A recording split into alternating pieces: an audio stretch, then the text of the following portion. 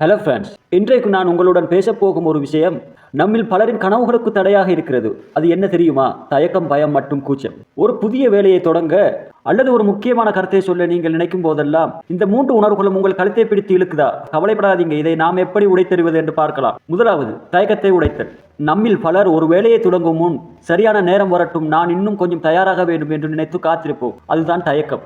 உண்மை என்ன தெரியுமா? சரியான நேரம் என்று எதுவும் இல்லை. இந்த காலத்தில் உலகம் அசுர வேகத்தில் சுழல்கிறது. நீங்கள் யோசித்துக் கொண்டே இருந்தால் காலம் உங்களை கடந்து சென்றுவிடும். உங்கள் கனவு திட்டத்தை வேறு யாரோ ஒருவர் தொடங்கி விடுவார். இதற்கான தீர்வு மிக எளிது. 10 நிமிட விதி. நீங்கள் செய்ய நினைக்கும் பெரிய வேலையை 10 வேலையாக பிரித்துக் கொள்ளுங்கள். உதாரணமாக, ஒரு புத்தகம் எழுத வேண்டும் என்பதை இன்று முதல் வாக்கியத்தை மட்டும் எழுத வேண்டும் என்று மாற்றுங்கள். தொடங்கினால் போதும். நீங்கள் முழுமையாக தயாராக இருக்க வேண்டிய அவசியமில்லை. 80% தயாராக இருந்தால் போதும். உடனே களத்தில் இறங்குங்கள். செயல்பட தொடங்குவதுதான் தயக்கத்தை உடைக்க ஒரே வழி. 2, கூச்சத்தை விரட்டு. நீங்கள் நீங்களாக இருங்கள். சமூக ஊடகங்கள் நம்மை எப்போதுமே ஒப்பிட்டு பார்க்க தூண்டுகின்றன. அவரை போல நான் ஸ்டைலாக இல்லையே, என் பேச்சு மற்றவர்களுக்கு பிடிக்குமா என்று நினைத்து பலர் தங்கள் திறமைகளை வெளிப்படுத்தவே கூச்சப்படுகின்றார்கள். நண்பர்களே, உங்கள் தனித்துவம் உங்கள் அடையாளம்.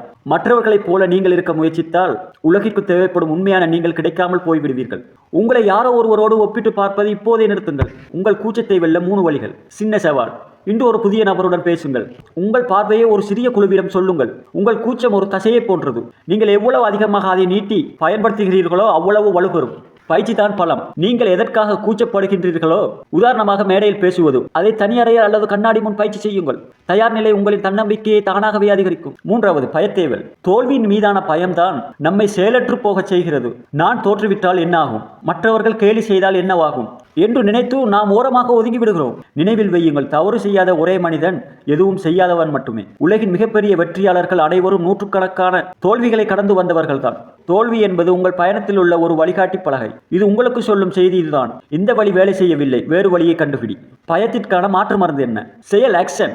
பயம் குறையும் வரை காத்திருக்காதீர்கள். நடுங்கிக் கொண்டிருந்தாலும் பரவாயில்லை, அந்த செயலை செய்ய தொடங்குங்கள்.